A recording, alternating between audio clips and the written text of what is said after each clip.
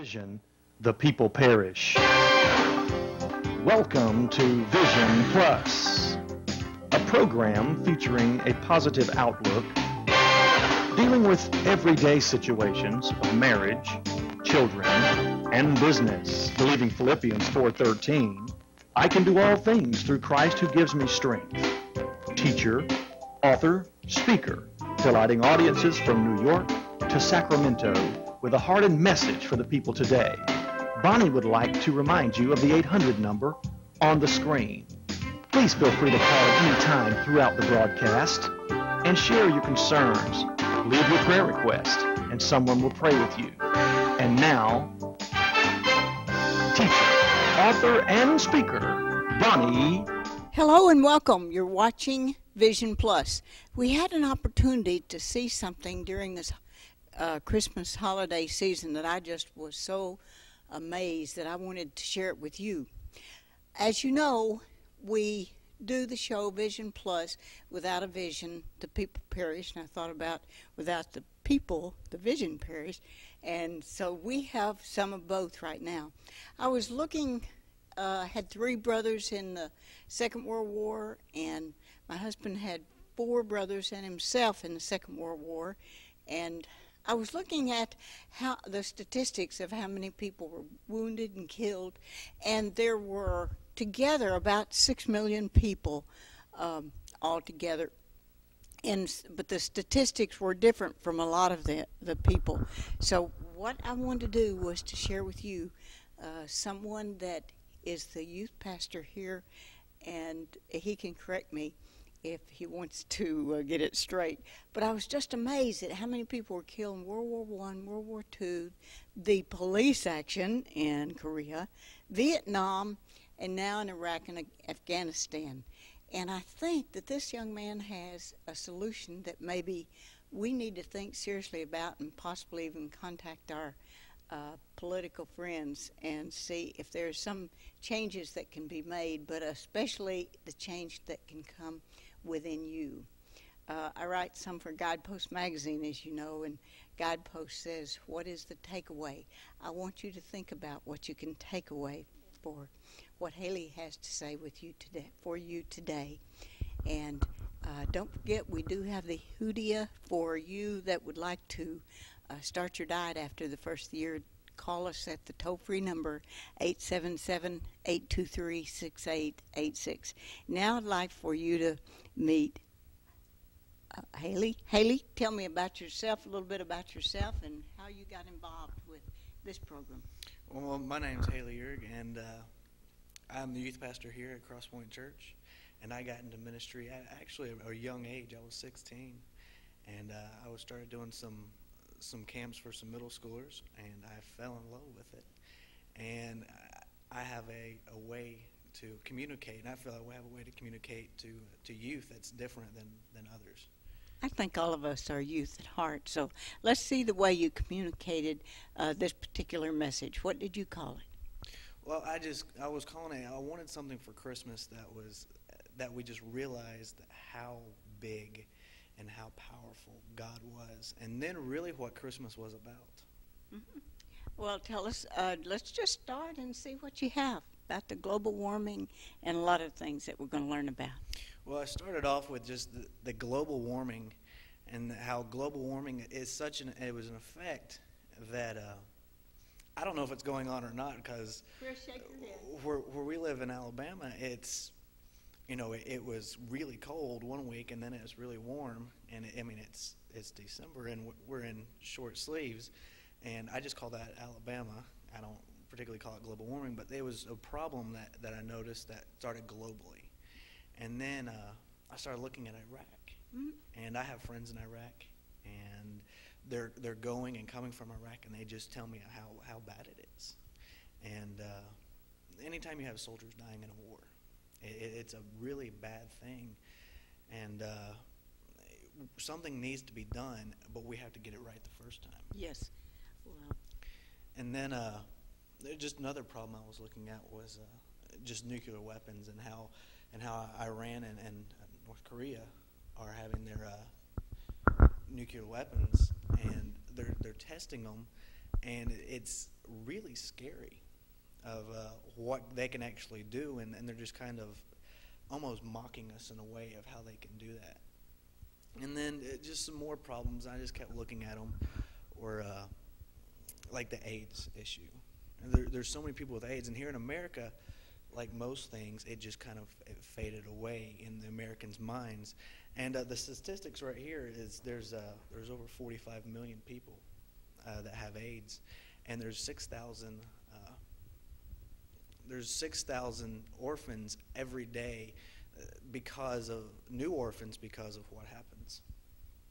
And then just cancer. We all are affected by cancer, and what's going on with that is there was 1.5 million new cases of cancer this year, and it affects us all, and it affects us personally, and we all know somebody that has it, our friends, if not our family, and there was over 500,000 deaths because of cancer last year. And then just to bring it from a global perspective to personally, as we all deal with sin in our life, and the sin that's in our life, we all wrestle with it, and there's usually a particular sin that it's a daily sin, but it's deadly. You know, the scripture says that the wages of sin is death. And so that just all those problems brought together, and I just wanted to, I don't want to make a statement about even the earth, the United States, or even here where we live. I wanted to talk about the universe and the state of the universe and how it was. And there is good news. There is really good news. And it is this. God is okay. God is where he wants to be. It's his plan, and he's in control. And I just want to take comfort looking at the Great Commission in Matthew chapter 28. We read in 19, it says, "Therefore, go and make disciples of all nations, baptizing them in the name of the Father, the Son, and the Holy Ghost. And I will be with you always." And it is comforting to know that he'll be with you always, but what I really take comfort in is what came before that, and it's a verse we can't forget to skip over, and it's verse 18. And Jesus just says, "I have been given authority over everything. In heaven and in earth, I've been given authority over all of it." And that is so comforting to know that he is in control. With all this going on, God's in control. And then I just really wanted to take that fact and just hang on to it, and we'll get back to it.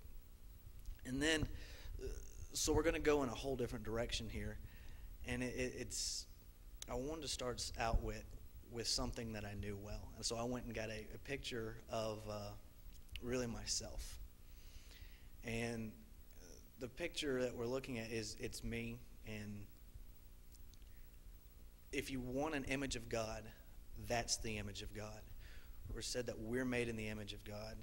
And so that is an image of God. The next slide I have is Crosspoint Church.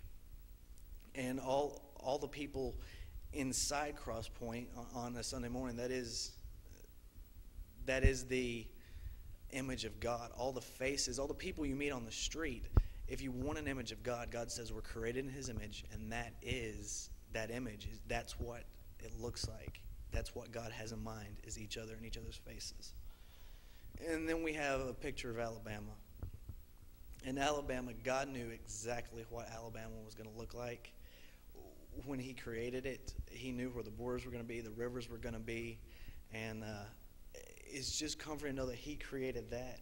As we move on to North America, is knowing that God had a plan for North America. Even just to illustrate it real quickly, is in Europe when they couldn't worship God, they couldn't worship their own God. All of a sudden, here North America comes into the picture, and there is a place to worship our God, the one true God, not a bunch of gods, but our Lord and Savior God. And we just draw out even further, and we take a look at earth and just God's creation as a whole. And he said he didn't have to form anything. He didn't have to mold it. He didn't take his hands and mold it. He spoke it. He said, "Let there be earth." And then he knew that there had to be light and darkness on earth. And then there was water and then there was land, and he just spoke this into an existence. And then he spoke into existence the vegetation and then the animals. And then the last thing was actually humans ourselves. And we're going to get back to the creation of us in just a moment. But we want to look at a farther pictures. We get our solar system. And in our solar system is God created it all. For light, we have the sun, and then we just move right on out. And there's Earth, and then Saturn. And Saturn, he just spoke Saturn into existence and kind of just whoop, whoop, and he got the rings around Saturn. And I don't know if that's how created it, but in my head, that's how he created rings. And then even way out, and he thought Pluto. I don't know about Pluto. Yeah, Pluto. Yeah, we'll make Pluto a planet. So, and Pluto's got a hold of you, God. He knows that you're a planet. But God created all of that. And then God kind of got hungry, and he thought, you know what? I want a Milky Way. So he created the Milky Way galaxy. And that's where we are. In that mass is Earth and where we are. But he created that. And even zooming out farther, now this is a pretty picture. This is what we call the Cat's Eye Nebula. And the Cat's Eye Nebula is really far away. And let me just tell you how far away it is. The speed of light is 186,000 miles per second. And that's really fast. That makes a light year 600 billion miles per year. Now, the Cat's Eye Nebula is 3,000 light years away. And that is far. And God created that. Now, what we're going to take a look at next, I believe, is a picture of, it has 62 galaxies on it. And those galaxies, God created them all. But I think there's an error on there, and it's pointing to one in particular one, and it's called the Redshift Galaxy. And this galaxy, it's the farthest one that we can see, and it makes the Cat's Eye Nebula look close. The Redshift Galaxy is 13 million light years away. That's number 78 followed by 20 zeros and miles away. That is far. There's no other way to explain it. We can't even grasp the distance in that. And here's what we can take from looking at all this, from ourselves all the way out to this Redshift Galaxy, is God is big. God is huge. And he is in control. When we go back to that first statement, he's in control. He's big and in control. Now, what's this have to do with Christmas? Christmas is about a baby.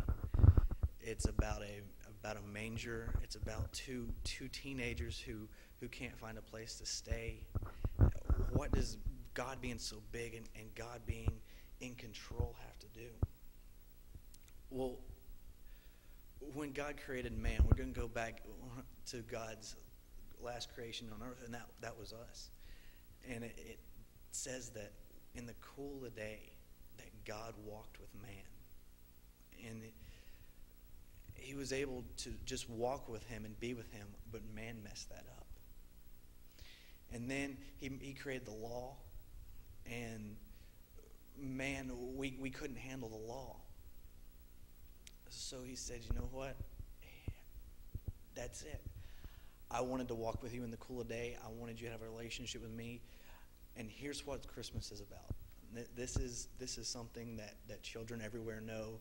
And as adults, when we were younger, that we knew. And it's something that we can just take hold of. And it's this. Yes, Christmas is about baby Jesus. It is about a manger scene. But why baby Jesus? Why a manger scene? And here it is. Christmas is because of you. Christmas is because of us as people. It's for me and it's for you that God came down. We didn't get the first time around right when we were walking with God in the cool of the day. We didn't get it right with the law. And so God said, you know what? I want a relationship with you so badly. I want to love you so badly. I want to be with you so badly. I want you to talk with me, to walk with me, to love me, then I'm coming down. And that's why we get Christmas. It's because of us. And he came down. And then the Christmas story goes on from there and ends up with Jesus dying on the cross. You know, we'll talk about a Christmas present. And that's Jesus dying on the cross and then rising again in 3 days. Just because he's screaming out to us, I want to be with you. I want a relationship. I want to love you. I want you to love me. I want you to talk to me. I want to tell you how they go, what to do. I want to be with you. And that is why we have Christmas. It is about baby Jesus, but it's about baby Jesus coming to us.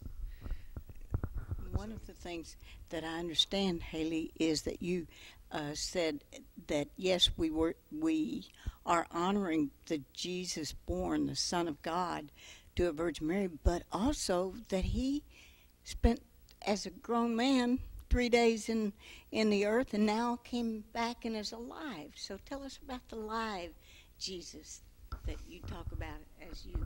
Well, he's very much alive, and a lot of people get caught up on the cross and the beautiful image of the cross.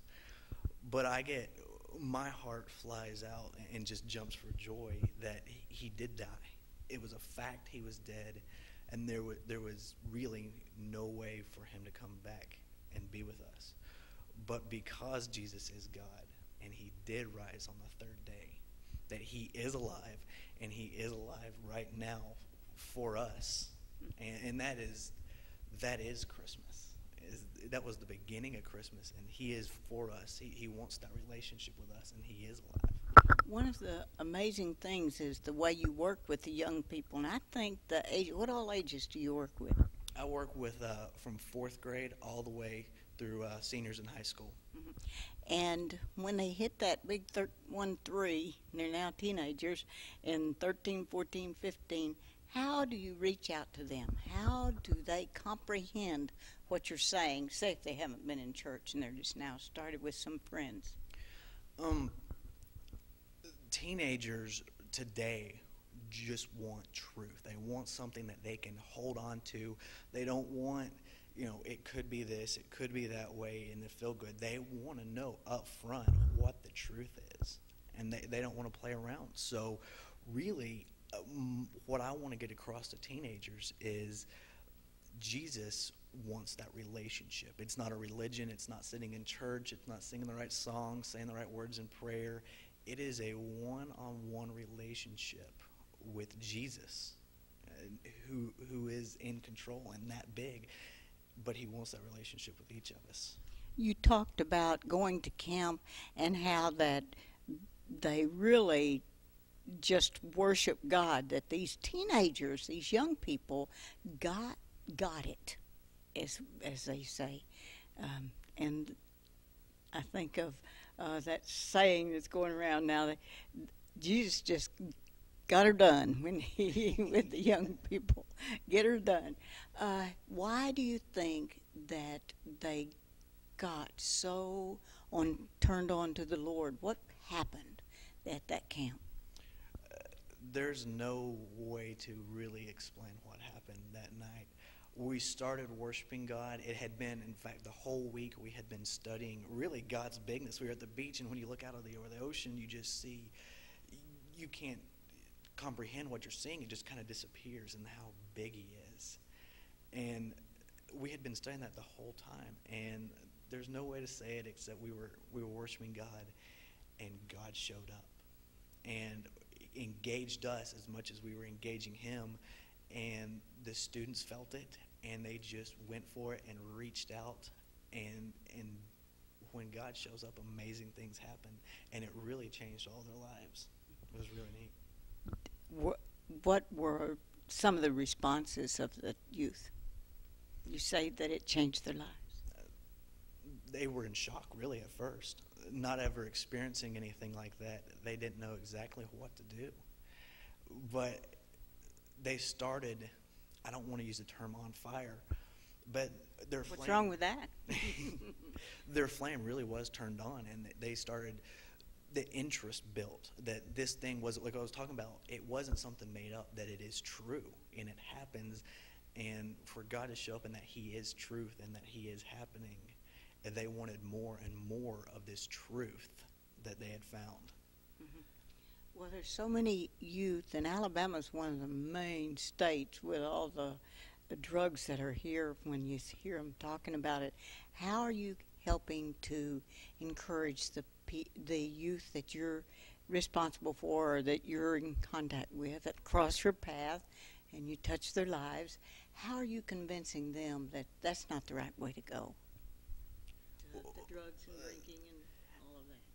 It's that truth that is not what the Creator wanted for us. It's not what was intended for us, and that harm and hurt. And really, we don't look at what it does, the drugs do for you. We looked at the after effect, and we watch lives being destroyed, and that the truth of drugs and the alcohol is just destruction of yourself, and that Jesus is life. And so we talk about the drugs and how they affect you, and then we look at the truth and the difference between the destruction and the life that they can have, and the difference there. Well, why don't you give us some of the difference of the destruction and the life that we have, that you teach the young people? Well, we can obviously see the effects of destruction if we open our eyes. You know, just look at the homes, the destruction, and you always hear about the alcoholic father, or the falling apart that comes with alcohol. And we'll just concentrate on alcohol, is that it changes personalities, it changes adults, and tears homes apart, and it seeps into the youth culture and just starts young, and it is just a cycle that keeps going and going. And why would a youth want that destruction? And for some truth to hang on to is that Jesus is life, that he gives life, and he wants us to live abundantly, and that abundance is what youth grab a hold onto. And what is abundance? And abundance isn't always good, but it is a joy. It is something you can be happy and wake up for every day and not be sad and mourn and mope over. It is really life to the fullest. In one of the Sunday school classes where we had one of the girls said, "Well, I heard that drugs destroys brain cells, and I need all the brain cells I have to keep up these guys. So, so we don't want any brain cells disappearing and being crushed behind drugs and alcohol and all those things." So, how do you show them the abundance afterwards? I mean, that word is a big word, and it can mean so many things, but how specifically can you help a young 13 to 20-year-old, and whatever age you go to, the abundant life, the life with Christ? The abundant life is very difficult to explain. Like you said, it is a big, big word. Mm-hmm. And our problem with it is that we don't have really any solid day-to-day examples. We can read about people and we can watch them on TV and this supposed abundance life, but it's hard to find a person that that is living an abundance life for that to happen.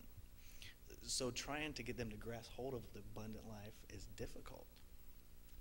But when they start, like we were talking about, when they got worship and that truth came in, and they started reading and reading and reading the Bible, the abundance life started opening up for them. They realized that, you know what, the world doesn't have this right.